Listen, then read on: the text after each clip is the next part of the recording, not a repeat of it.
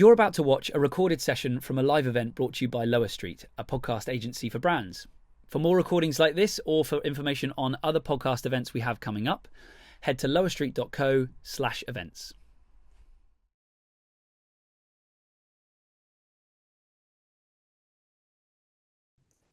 Today's topic, we've been discussing a lot lately, and if you follow Lower Street on LinkedIn, you've seen we've been talking about it more than ever. It's hot in this industry. It's what a lot of us are wrestling with at the moment. We're going to be talking about video, and more specifically, video in relationship to podcasting, some of the shift there. Brands are being told that they need to be doing it, but we're going to be discussing what we're learning. Doing video for video's sake, that's not a strategy, and that's what we want to discuss. Here with me today is Carly Baker, Head of Media Partnerships at HubSpot Media Network. Hey, Carly. Hello, hello. Good morning. How are things? Things are well. Things are well. Nate, I think you need to wear a wig at all of these. I think we need to have a rotating cast of wigs. Let you I show think up. You never know. All your alter egos. I think I can make that happen. Well, yeah, I'm down. So Carly, we chatted last week before last. I feel like we've been talking about this for a few months. We Yes. actually, due to some scheduling, did a pre-recorded interview, and that's what we're going to be sharing here today. Everything from kind of the mind shift that brands need to focus on, understanding the difference between video and then video on YouTube. And you and I also discussed some of the metrics that really matter at the moment. We're going to shift over to this video, but anything you want to say before we get started?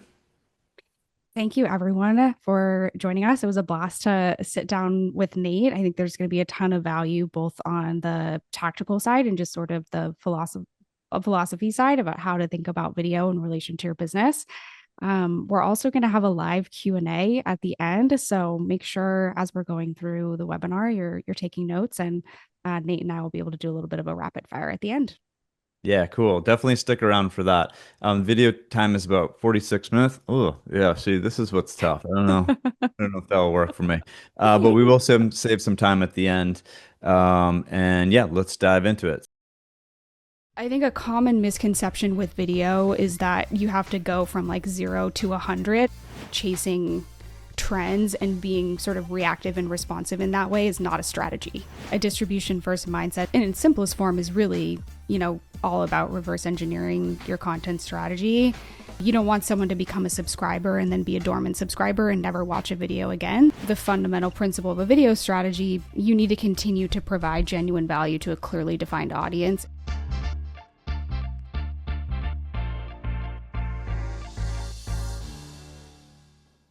All right. Well, let's kick it off.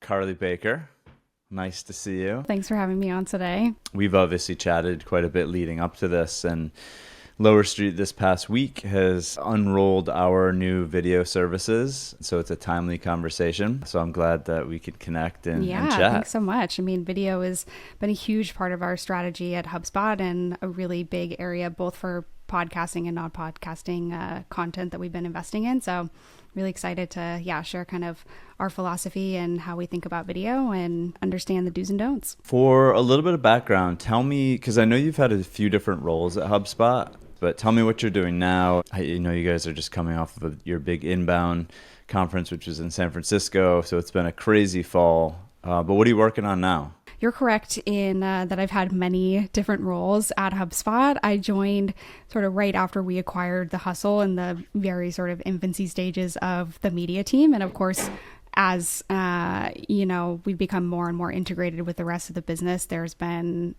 sort of a roller coaster of different strategies and different changes. And, I've been very fortunate to have had the opportunity to touch a lot of different parts of the business. When I first came to HubSpot, I was working on sort of the creator side of the podcast network. So I was doing all of our growth marketing and consulting for sort of our like enterprise or more like professional level podcasters. So I was working with Entrepreneurs on Fire and Goal Digger and Amy Porterfield and all of her teams, and really laser focused on helping them grow their show through content strategy, through programming, through community building, through events, sort of from more of like a 360 standpoint, providing that type of support. And so I started there, and of course that's a very partnerships focused role, a very hands-on focused role. You're working with clients, and over time at HubSpot, I've had a chance to do that type of work with many different people. I also have a background in working with YouTubers. So we built a YouTube network at HubSpot and spent a lot of time, co-producing videos and talking about messaging and strategy and positioning. And more recently, I moved over to sort of the owned side of our media network brand, and I lead our media partnerships program. So I'm really responsible for working with other publishers and creators and other folks in the media space to basically work together to amplify our content. So that can be as simple as sort of link swapping, and it can be as complicated as, sort of a 360 campaign where we're doing touch points at events and on social and podcasts and YouTube and webinars and sort of all of those different things. I sit in the partnerships playground, which is really fun because there's a lot of different ways that we get to work with a lot of different people, and it definitely leans into sort of more of my creative side and getting to figure out how not only to sort of solve challenges for us as a brand, but also to get creative to help other brands and other publishers be able to sort of overcome their challenges in new ways too. Speaking of amplifying content and everyone currently wanting to leverage video for just that, I want to shift our conversation into what I think you and I discussed previously in an offline chat, just about creating video for video's sake without necessarily having a strategy behind it. With the kind of push to be producing more content and video first content, how do we sort of think about that channel differently than perhaps we did a few years ago? As the shift has happened, what does it mean for brands? I think it's definitely something that is on everyone's mind. It's definitely on our mind as a brand, especially as we are heavily investing in video. When I really think about the shift in mindset, I think about sort of moving from the thought of, we should start a video podcast or we should have a YouTube channel, to the mindset of a video podcast is a part of our content ecosystem. Like, those are two very different camps, right? When you're thinking about, oh, we should do it because we feel like we have to do it, or this is a part of our strategic plan and a part of our ecosystem that we want to grow in a new way. And so that, I think, is a really big fundamental difference. And with that mindset shift, it really goes from it being like, oh, this is a nice to have, or this is something that we need, to it being more of a strategic business tool. I think as the internet is evolving and as the trend cycling is happening so quickly, it's super distracting in the content space because you have this going on over here, you have that going on over here, but it's really hard to see, oh, someone is doing this specific thing and look at their view count and like, I want to do that to be able to hit those numbers. And at the end of the day, like, chasing trends and being sort of reactive and responsive in that way is not a strategy. You're sitting duck and you're waiting, right? And I think people that go that route are going to have a really difficult time building that sustainability and like actually being able to grow the brand over time and be really true to sort of their purpose and like why they're creating that content. So I really think it does kind of come down to distraction as well. Yeah, I want to hang out there for a minute. I'm taking out the yellow highlighter because I think that's really important what you said. Like, the chasing the trend because you feel like you should be there is not a strategy.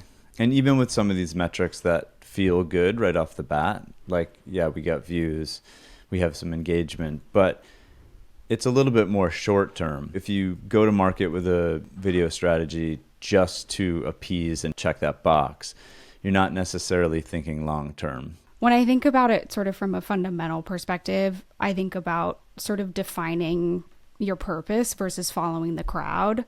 So like anything that you're doing in terms of strategy, like, you need to have a clear purpose for how this is really aligning with your brand's overall mission. And that means before you're recording, before you're doing show development, before you're exploring any of these things, you're understanding what your specific goals are from video. Like, if your audience is even on YouTube or on other places where you're going to put video, and then how that video is actually going to, you know, hit one of the three, solving their pain points, you know, educating them or entertaining them. And like, if you have that foundation and you're very clear in what that is, and you have that roadmap laid out, it eliminates a lot of the distractions and a lot of the noise of things that you see going on if you're like very clear of what that foundation is. I think the second part of this, when we think about longevity, is just like thinking about it in terms of your content. So like focusing on the evergreen side of things that is just going to remain valuable and remain relevant over time. This is going to help you have like a longer tail impact from those videos, right? Like if you're identifying key questions that people are going to need to have answered for the next several years, putting content like that on YouTube will continue to be searched for and will continue to be valuable. And it means that you're not just chasing those quick hits and like just hitting those viral moments over and over again, where people are coming in because it's a trend and then leaving and not seeing the long-term value. So having like a really strong evergreen content mix, I think, can really help with that. And it also can just kind of create that compounding ROI. We obviously have a list of questions here we're trying to track, but you keep saying things that make me want to go down different rabbit holes. And one is, I love educating versus entertaining. In the like kind of solo creator world, or let's just say an influencer who's creating the short term content that they're quick blasts, like they're purely entertainment based.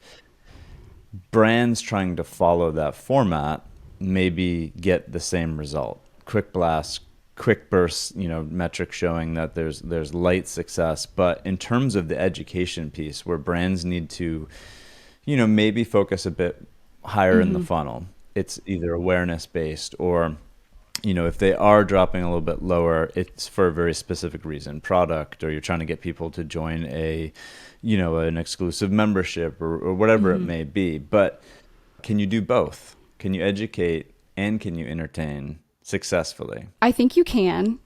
It's something that we really try to do ourselves at HubSpot. And I think it's very difficult. I think when we think about the greater podcast and kind of content zeitgeist and just the explosion of shorts, and this is something that, you know, I always love when Ashley Carmen talks about this and talks about how, you know, clips are everywhere and they're taking over the internet. And when we look at the broader sort of non-branded side of podcasting, we see, you know, the viral chat cast clips over and over again. And then that's, you know, a way and that they get themselves out there and that they, you know, use as a magnet for people to know more about them as personalities, I would say. Like, those are not conversion based tactics. You know, at the end of the day, when we think about the goals of your content and how it relates to the audience, there's really those three buckets that we had mentioned, which is, you know, education, entertainment, or solving a problem or solving a pain point that they have. I think one of the challenges with educational content is it's really difficult to not make it boring. It's really difficult to keep it engaging, especially on the video side of things. There's a lot of unsexy topics that people need to know how to do, and they want to learn, and are like real problems that people are having. And that's where packaging becomes really important. And I think it's possible to have an educational video where you're teaching someone how to, and this is a terrible example, how to, you know, like fix your doorknob, but maybe you are using visuals to have like a little character that's like doing it, or like there's other ways to make it closer to sort of the more entertainment category while still delivering on that value. It's just a little bit more of a song and a dance, I think, to find sort of the right balance of still delivering that value, but not having it, you know, sort of fall flat or come off as being kind of bland. I'm a little bit from the old guard in the podcasting world, in the sense that, like, I love audio first content. Like, it's what I fell in love with. It's still, to me, it's like what, you know, it's the core of the medium itself. But I've been like, fuck, okay, I'll move over, like I'll come along. And it's just kind of funny because, like, video is obviously not new, but the way we talk about it in this industry is that it's just a shift to the medium. And I'm now in a place where I'm feeling like I get it. I mean, it's, you know, every art evolves, and it can be a bit of both, you know. From a demand place, it's certainly that people want video podcasting at the moment. But I guess my question to that, and I'd love your take on this, is like, can everyone benefit from video? And does everyone need to build that into their strategy because everyone else is doing it? And if you don't, maybe from a YouTube perspective, are you really missing out on that discoverability piece? My very hot take about this, and also I really resonate with what you shared about sort of your entrance to the medium and being, heavily invested on the audio side and sort of being on that journey of embracing video. I'm definitely feeling the same way myself. But, when I think about video, and actually this is something I think that Harry has said before, where like video is a winning strategy, but it's not the winning strategy. And I think the second part of that is also recognizing that using video for your show is not the same thing as publishing long form interviews on YouTube. Like video and YouTube should not be used interchangeably, because there's a lot of ways to use video in your show that's not necessarily using YouTube as a platform in a specific way. And so I think that's just a super important distinction, and something that we should keep in mind as the industry continues to use the word video. And, when I go back to sort of the original question of can everyone benefit from video, I actually do believe that, from both the talent side and the content side, everyone can. And there's a few reasons for that. I think the first one being is that video pushes you to be super, super tight on the content side. When you think about sort of the audience expectation and the audience demand and what you need to do in terms of framing and hooking and storytelling to keep people engaged on video, it's a lot harder of a feat than it is on the audio side. And then on the host side and on the talent side, it really forces the host to really like level up their delivery, like just their ability to be a storyteller and overall just be comfortable in front of the camera. Like if you think about when you're reading a voiceover and like looking directly in the camera, like you're not hiding like in your podcast closet anymore, like reading a script, like wearing your pajamas, right? Like your audience sees so much more of you. Like your body language matters, your mannerisms matters.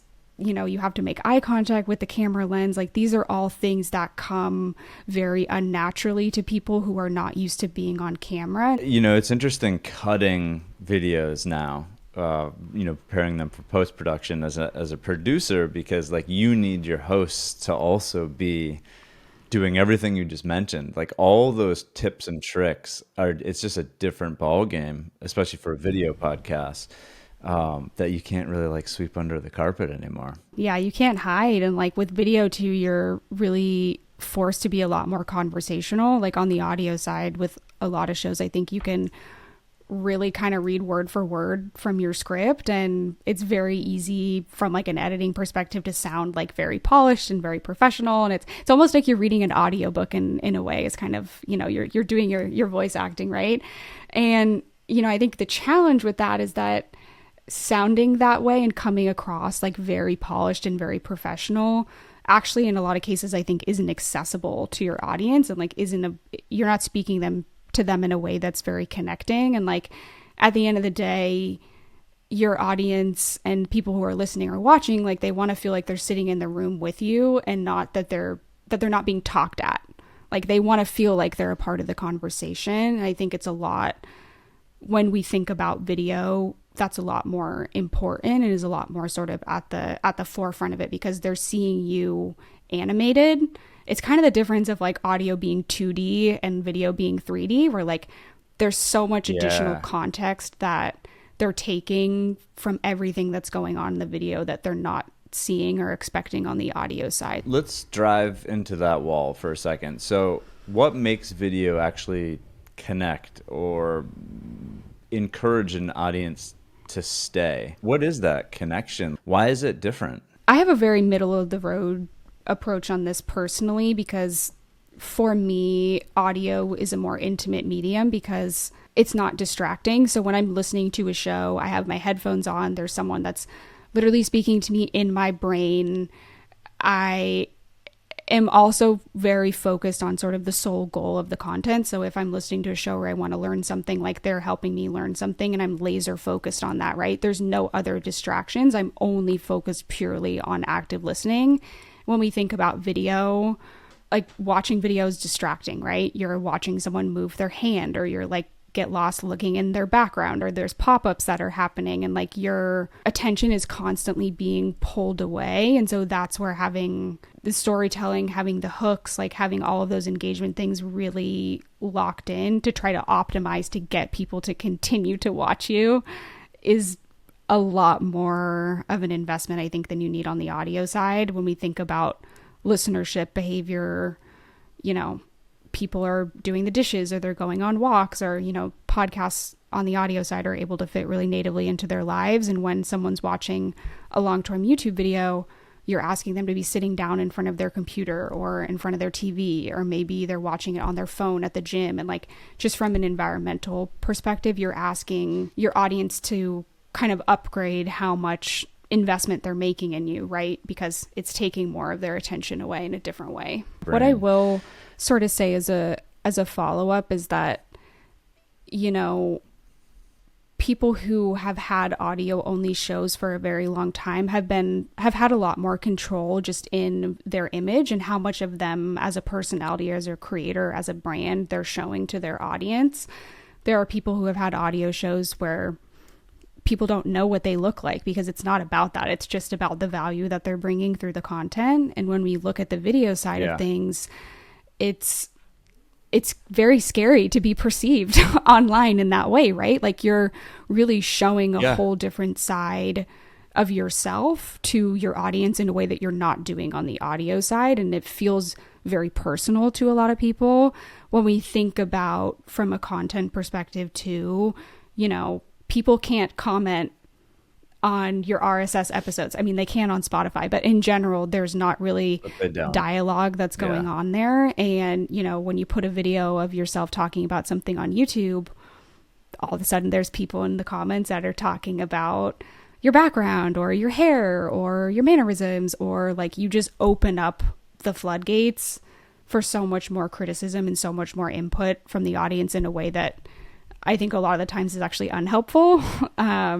So that's another part of it too, that I think is a big thing. And what is hard about the sort of black and white idea of like, you know, you need to do video, you should do video, is that it's not actually taking into account a lot of these other things. Like, people might not be comfortable being on video. They might, you know, for a variety of reasons. And, you know, if you decide not to invest in video, you shouldn't be penalized for that if it doesn't make sense for you, or is it something that doesn't feel comfortable? It doesn't mean that your show can't be successful. Let's throw out a hypothetical, because I think you bring up a good point. So if you have an existing audio first podcast and you're a brand and you're thinking about moving that show into video, let's kind of float back up to the strategic part of that. Is it worth just tacking on video to that existing show? Like, is it worth trying to square peg round hole a show that's already working? Or is it, you know, let's have our audio first offering, because that, you know, that's working and it's doing something specific for our audience, you know, in a specific spot in the funnel? Or should we just, you know, go to market with a video, yes, but something entirely different to meet a different need? Ooh, that's interesting. I mean, when I think about sort of the difference in how we run sort of our podcast here at HubSpot, like, our video podcast product and our audio podcast product are different, even with the same episode. Yeah. Oftentimes they have different titles, they have different thumbnails or cover art. The hooks are different. The pacing of the episode is different. The cuts are different. Like, you couldn't sort of overlay those files and like line them up, right? Like, we're doing things that are very, very different and sort of optimizing for platform specific needs on the audio, on the video side. And then just sort of like pacing and more like formulaic content strategy on the audio side. And so we really treat them as two different things. We're not just, you know, ripping the audio off of the video and releasing that on RSS. And they also have very different goals for us, right? Like when we think about the way that we're able to track attribution, the way that we're able to do our own monetization on YouTube, it's a lot easier for us to run an ad and have someone click a link and go to our website and become a lead than it is, on the audio side to hear an ad. And, there's a lot more friction in terms of like direct business outcomes. And so we really see them as being in different places in the funnel and like benefiting us both in different ways. I think a common misconception with video is that you have to go from like 0 to 100 and that there's no in between. Like you're either not doing video or you're publishing like 60-minute long form videos on YouTube. And there's so much nuance and ways to actually incorporate video that is more of a middle ground and is easy to sort of start to natively build into your production, into your production flow, and also, isn't costly. I think that's another thing that we think about with video is that producing video is a lot more expensive than producing audio. And great point. There's a lot of different on-ramps and a lot of different ways you can get creative with video that sort of overcome those. And I think at the end of the day, long form YouTube videos doesn't make sense for everyone. It's just a matter of figuring out sort of what type of video your audience wants from you and where they want to see that and what formats they want, and just, building a strategy and getting that content out there for them. You mentioned thumbnails.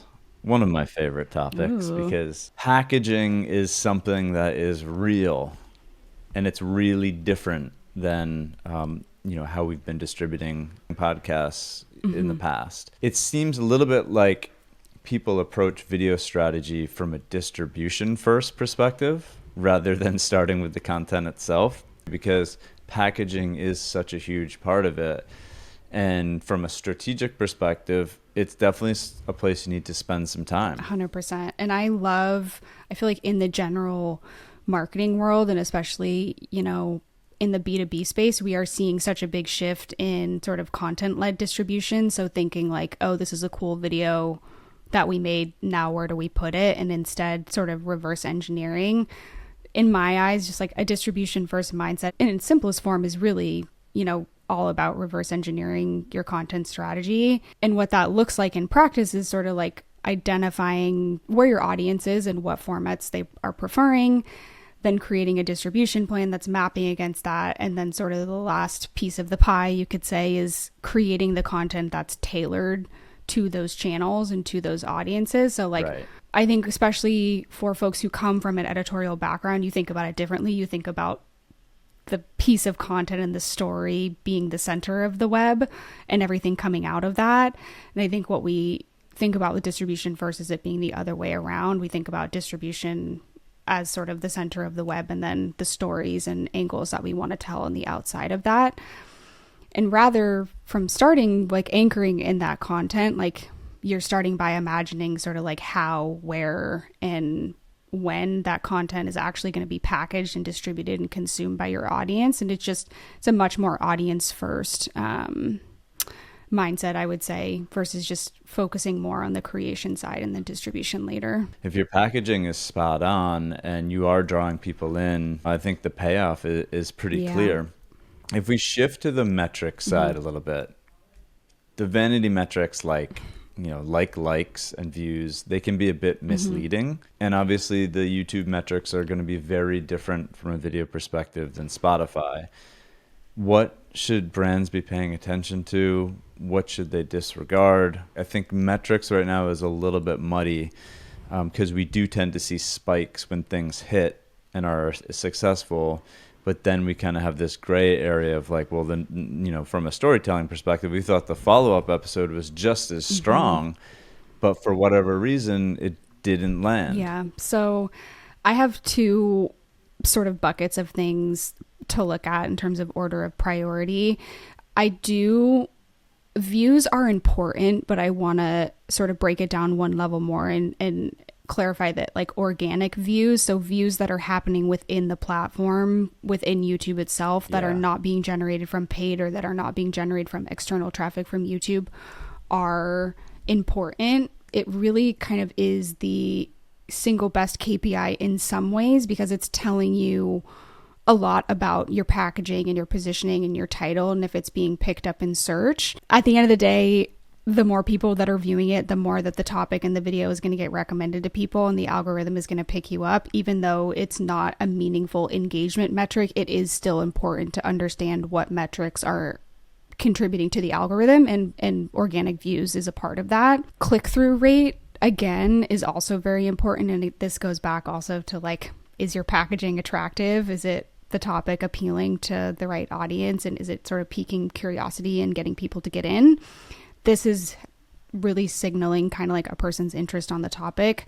And then average view duration, and this is, you know, comparable, I would say, to what we look at on like the audio retention side. It's just telling you like how long someone's sticking around, and if you're retaining them, and of course the longer is the better.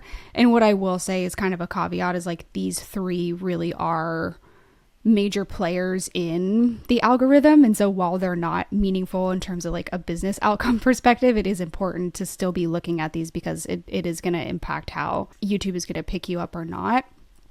There are additional metrics that I know we look at and a lot of other people look at that maybe connect more directly to business outcomes that I would recommend that people look at. The first kind of bucket of these is going to be like audience quality indicators. So on the back end, you're going to want to look at like subscriber conversion rate. So what percentage of those viewers that you're bringing into your videos are subscribing after watching, and that again is telling you that your packaging and your positioning is really attracting like the right kind of audience and not just like any audience. So like, that's a great thing to look at.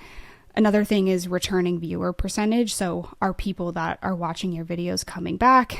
It signals like genuine value, and you know, you don't want someone to become a subscriber and then be a dormant subscriber and never watch a video again. So you want to have sort of those two things be talking to each other and be monitoring that. The other thing, or the other kind of bucket I would suggest is, you know, when we think about video, we think about YouTube, is what kind of traffic you're generating to your own properties. So if you're giving CTAs like for people to go to your website or landing pages or go to other conversion points, like, are your viewers actually doing that? And like, what volume of people are actually sort of following those prompts and taking your paths? And then the second part of that, again, of course, is like, you know, lead generation and sort of conversion actions that are happening as a result of those. And, you know, those kind of business aligned metrics are telling you more about the second stage of, you're not only, you know, educating or entertaining or solving a problem, like people are actually trusting your business and are looking for more from you, whether that's to buy your product or to use your service. But those are kind of the key things that I would keep in mind. Carly, you spend so much time in the partnership world meeting brands. How does video change the opportunity for someone who's maybe trying to grow from a thought leadership place? Is it an opportunity? Video is so funny, especially in the B2B world, because when we look at sort of marketing and, you know, just the general content space, I think a lot of businesses feel very far behind in the video conversation and are scrambling and feeling a lot of anxiety of, you know, going back to what we were talking about before. I feel like I should be here. I don't know how to be here. I don't understand why it's important for me to be here. And that anxiety is real and is definitely something that, you know, I hear from a lot of partners, and especially for us as a business who's really heavily invested in YouTube and in video over a long period of time. It's definitely something that I get asked a lot. Again, I think it goes back to having a really clear understanding about what you would want video to do for your business. And again, it might not make sense for you to invest in a full-blown video strategy, while also recognizing that like the FOMO is real and it's very hard to like not jump on the bandwagon when you feel like everyone else is. But at the end of the day, it doesn't make sense to invest in something that's not going to generate ROI for your business. It doesn't make sense for your audience.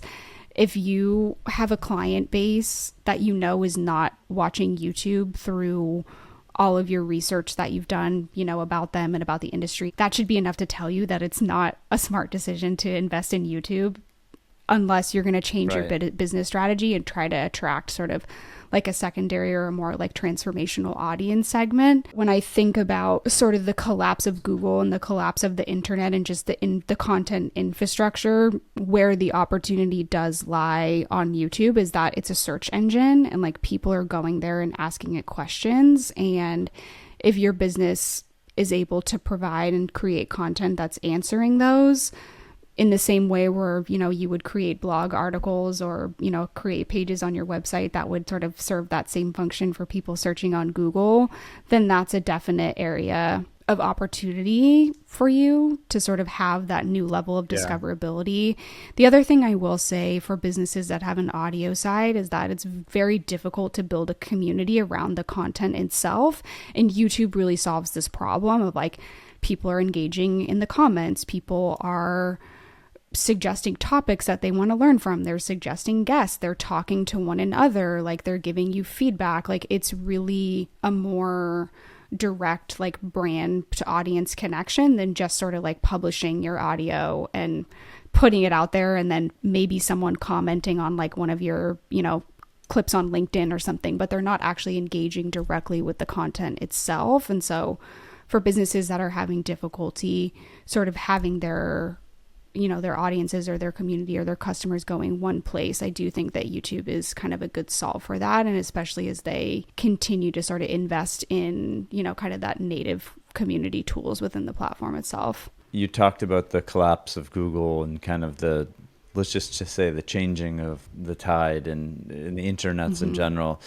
With AI, with new platforms, and that behavior shift, how can we help brands kind of future-proof video strategies? And is there like a fundamental principle of video strategy you believe will kind of remain true no matter what happens in the next, 6 minutes or 2 years? Just having a clear understanding of what you're doing and why you're doing it is, at the end of the day, it's going to put you ahead of a lot of other folks. I really think about sort of the fundamental principle of a video strategy being that you need to continue to provide genuine value to a clearly defined audience. And that's a very simple way to say it. Like, even though platforms are going to change, content formats are going to change, things are going to come and go, like the human desire for connection and for entertainment and for education is timeless. It's never going to go away. I do want to just break down sort of how I think about this principle sort of into kind of 3 kind of core elements, just to get tactical for a second here. The first one is going to be just like continuing to always be laser focused on your audience, which sounds, it sounds very simple in principle, but there's a lot of elements that go into this. Just like understanding who your target audience is. That's just crucial for creating content that's going to resonate with them and build your following. The second part, which I see brands kind of missing the mark on, is just like speaking their language, like understanding the language and the tone that your audience wants to be spoken to with, and like what your audience finds relatable and engaging. That's going to just make it a lot easier for them to have a higher level of trust and to find you relatable and engaging. And again, this goes back to kind of some of the difficulties and challenges of going from audio to video, right? Like finding that tone and being conversational is super important. The other thing is just like meeting them where they are, like just understanding what platforms and what video formats they prefer. Like this could mean for some brands that like short form in a certain format is going to be the best way to get your audience to engage, and for other brands it might mean like more longer, like in-depth explainer videos on platforms like YouTube is really kind of what they're looking for from you. So when I think about kind of focusing on your audience, those are sort of some of the key pillars. The second sort of bucket is just being very clear on your ability to deliver like constant and genuine value. Again, going back to this like kind of viral and trends chasing thing that we were chatting about, like clickbait, it might give you a momentary spike in views. It might give you those sexy numbers that you love to take to leadership and say, look at how many views we got. But like at the end of the day, that's not a strategy. And like, providing true value is really how you're going to build trust with that community.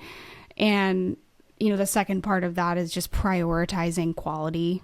So again, timeless and evergreen content, figuring out sort of what those key pillars are, whether that's guides, explainers, etc., that are going to continue to provide value as your customer base grows. Last but not least, don't be salesy. everyone has seen a piece of content that's so overly salesy that is just like an immediate turnoff and can be really damaging from your brand from a trust and safety perspective. Like, this is kind of a strange example, but if you think about like a brand like Lowe's, who's like selling products, like they do a really great job actually of like successfully kind of balancing like promoting products while also giving helpful tips on like home improvement, having a good balance between talking about sort of those services and those products that you provide, but really being education first and sort of allowing them to have an on-ramp to you or to working with you, but also being like laser focused on the education side of it, I think is super important. You know, we've all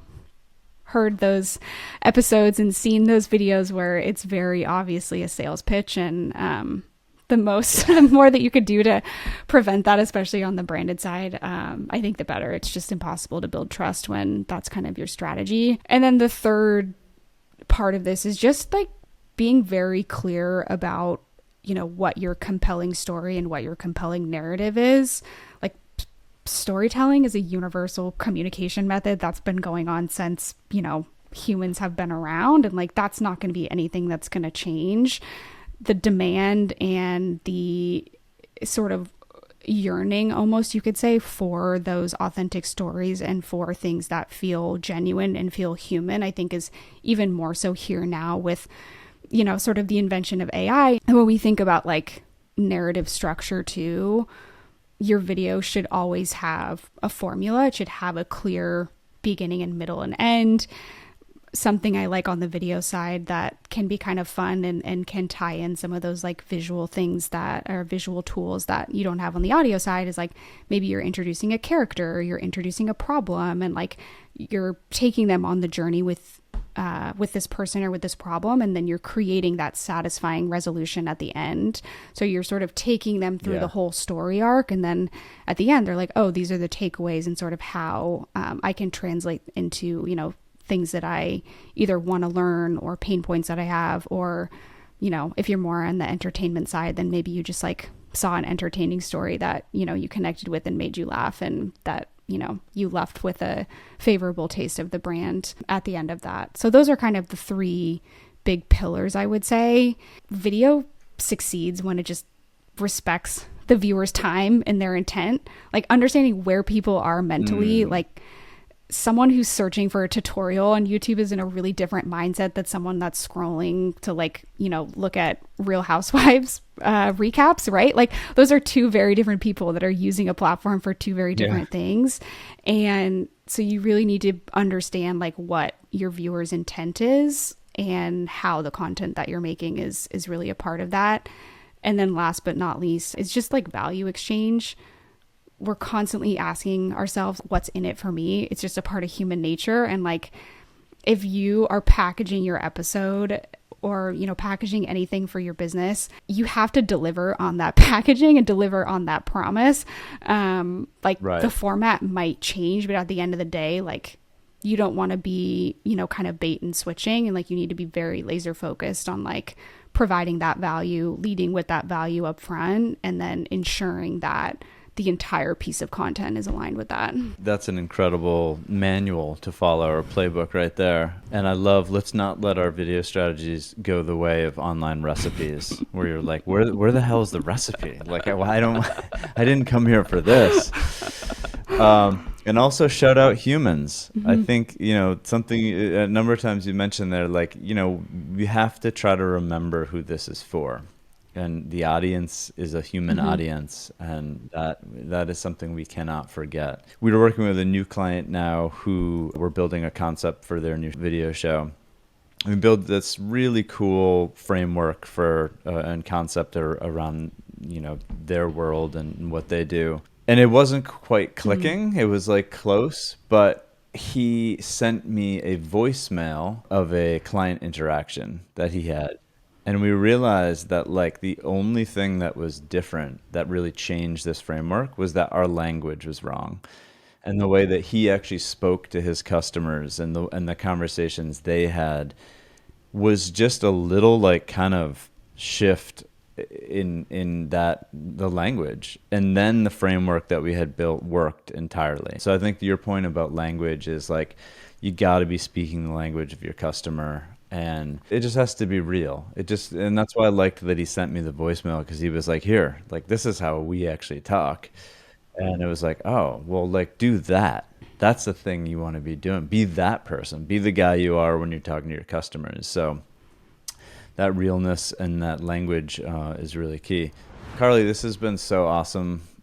There's like so many useful takeaways in this. Really, really appreciate your expertise here and sharing what you've learned. Is there anything you want to add on what you're working on, what you're excited about? I know Inbound was a massive conference that like you pushed through, and now it might be smooth sailing to 2026, but what are you up to? Yes, Inbound was really fun for a lot of reasons. I mean, I think as a multimedia network and as a media ecosystem, you know, we have podcasts, we have YouTube, we have newsletters, we have social, you know, we have a ton of talent that we work with as well. Like Inbound is really a fun way for us to get together and like create content. So we had a podcast fishbowl on the conference floor where we're doing interviews, we're doing like all of our stage sessions, we're doing social content. So it's really fun to be able to see all of that sort of come to life in a real way, especially since we work together online, and to be able to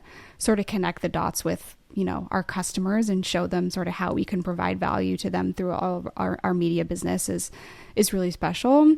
For 2026, while video is, I think, the hottest topic of them all, I think that like IRL and like in person might be like the second hottest topic, and it's definitely something that we are building towards in 2026, is like really doing a lot more experiential, seeing our audience and our customers in person, being able to give them bespoke experiences and just bring them value in a new way that we can't online, and just really sort of focusing on those connective activities and just being in person. You know, I think the internet has been expanding and contracting in a way of now there's so much content online, and it's really hard to be connected directly to brands that you like and to get value in a way that feels authentic. And so for us, we're really investing heavily in just providing people with experiences, having there be a chance for our community to get to know one another, and for us to just be able to have sort of that in-person time and show them who we are and learn more about who they are as well. So that, I think, is going to be the next big thing that we're going to see industry wide, and we're definitely trying to get on, be a little bit at the forefront, I would say, in terms of providing that value in a new way. People want their money back. COVID just kept us from doing, you know, so many things for so many years that now it's like, I want, like, we need in person. We need to be out there. It's cool to see. And again, like, leaving us on that kind of human note, like, whatever we do, it just has to be for the human person. Absolutely. And personally, for me, I love a live podcast event, and I'm so happy now that they're, I feel like, kind of coming back, and people are doing them more and more now that we're in the post-COVID world. So I hope that we continue to see, more like content specific stuff in the podcast space around bringing the audience together. If you saw, but there's a Virgin, I think it's actually maybe happening right now. There's a true crime cruise, which is happening, which I think is very interesting for a lot of reasons, and we don't have time to go into it now. But again, I think just tying back to like IRL being super important, and there's definitely a new lane of innovation there, I think, for brands to take advantage of, for sure. I love that like a cruise is such a weird testing ground, like something, whatever it may be, they're like, we should try that on a cruise. I know. I'm like, I really hope, if anyone out there has watched this and knows someone that's gone on this Virgin Voyages cruise, please let me know. I have a lot of questions that I need answered very quickly. Yeah, fill her in. Thank you so much for your time. It's really lovely to catch up with you, and you're not far away. You're just down in Boston, so hope to see you soon. But thank you for your insights, and let's stay in touch. Yeah. Thanks so much, Carly, for having me on, and thanks everyone for tuning in. If you have any questions or want to reach out and, you know, let me know and say hi, please reach out to me on LinkedIn. Always happy to connect and share a little bit more about what we have going on. And Nate, I'll see you at Inbound next year, since we'll be back in Boston. Yes, you will. Awesome. Well, thank you so much. Speaking of in real life, Carly, here you are in real life. Here I am in real life. Not Thank you. pre-recorded, coming to you Yeah, live. that's right. And I'm committed to the bit. I just sat through that with this on the whole time, which I've just now Wow, realized. I guess I'm I'm so used. proud of you. Yeah, thank you. A couple questions for you. So, I kind of want to go to packaging real quick because it's just Mhm. something we've been discussing a lot. So, you said packaging has to deliver on its promise, and I believe you said like the "what's in it for me" piece. What's the most common mismatch you see between thumbnails and actual content? And how do you think that can break trust? Ooh, this is a great this is a great question and something that I feel like I actually encounter more as someone that's on YouTube. I think maybe we're all familiar with kind of like the Mr. Beast style thumbnails. If you're not familiar, it's like they're very dramatic. There's a lot of colors, they're very eye catching. There's a lot of sort of exaggerated facial expressions. And I give that as an example because I see a lot of videos where the actual content itself is not matching the tone of that type of thumbnail, but that's the type of thumbnail that they're using because they know, from a user behavior, from like a psychology perspective, that that's more eye catching than maybe something that's more aligned with their actual video. So don't do that.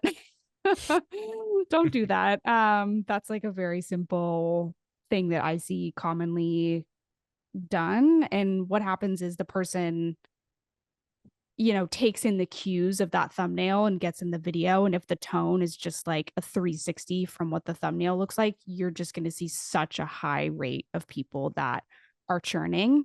They're going to get in there, they're going to stay for 2 seconds, and they're going to go. And most Right. likely, if they ever sort of see your content or your channel again, they're going to think back to that experience and they're not going to ever want to engage with any of your content ever again. And I know that that sounds dramatic, but it just is the user flow for a lot of people on YouTube. So on the thumbnail side of things, I would say there are sort of tips and tricks and best practices in general in terms of, positioning and sort of if you include your logo and those types of things, but you don't want to just sort of follow the viral format for viral videos when that's not actually aligned to what the content is.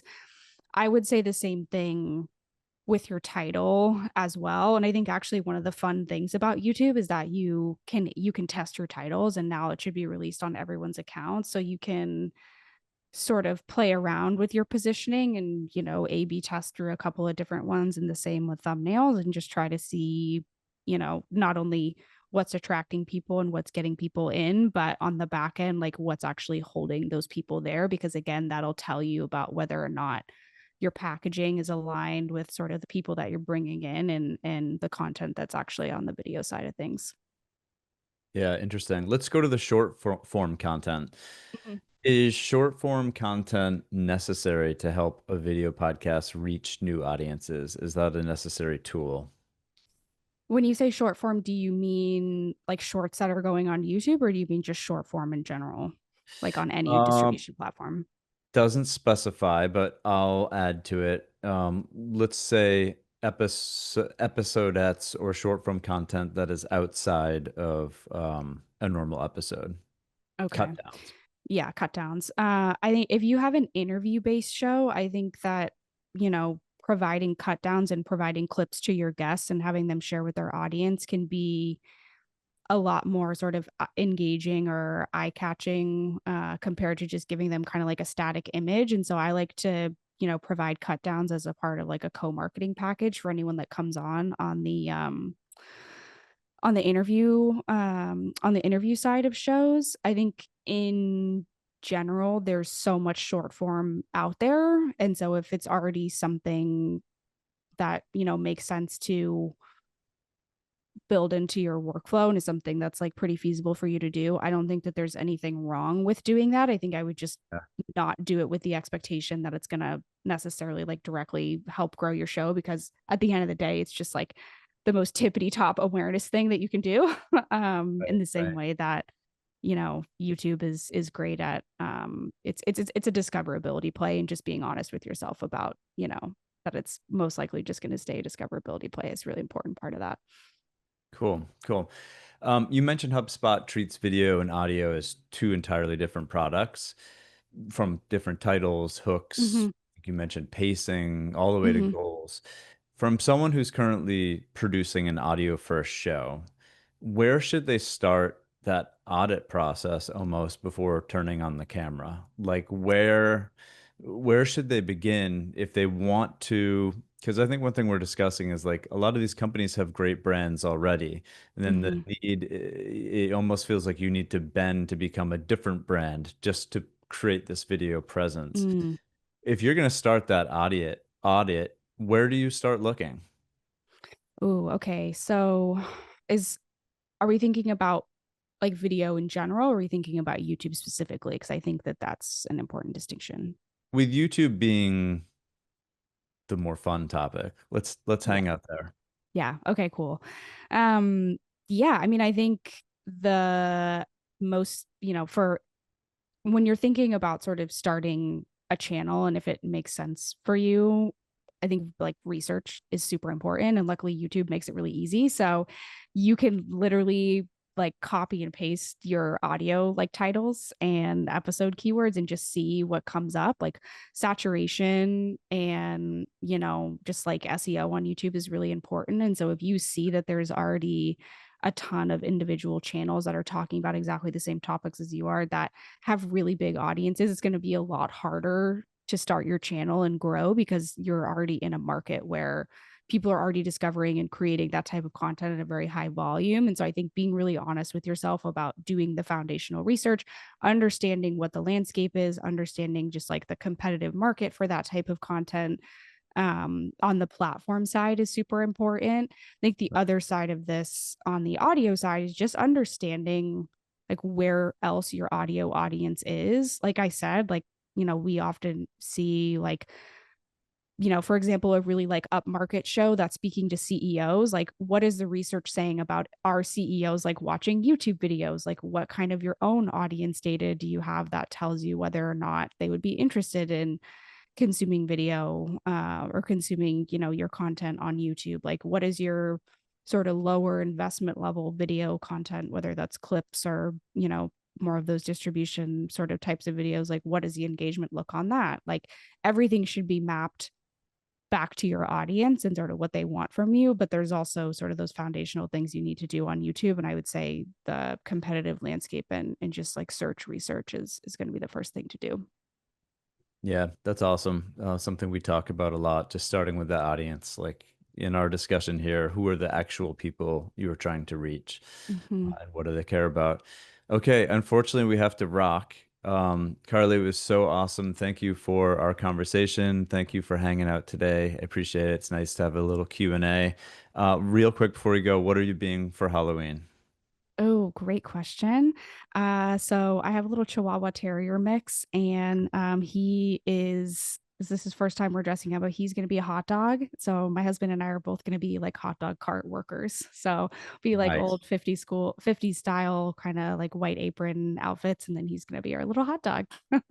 That is incredible. Good luck with the hot dog. Yes, thank you. I've been desensitizing him to the costume all week, so Easing him into it. yes. Awesome. Thank you everyone for joining. A quick reminder, as always, that today's replay will be available in about 24 hours. And if you join today, that will be sent directly to your inbox. So, Carly Baker, thank you again, and we'll see you the next time. And I am looking forward to Inbound. I won't show up in this wig, but I will definitely be there. Honestly, I would love it if you show up in the wig, so I might hold you to that. And thank you everyone for joining us today, and thanks Nate for having me. You got it. We'll talk to you soon. Thanks, everyone. Have a good Thank afternoon. you.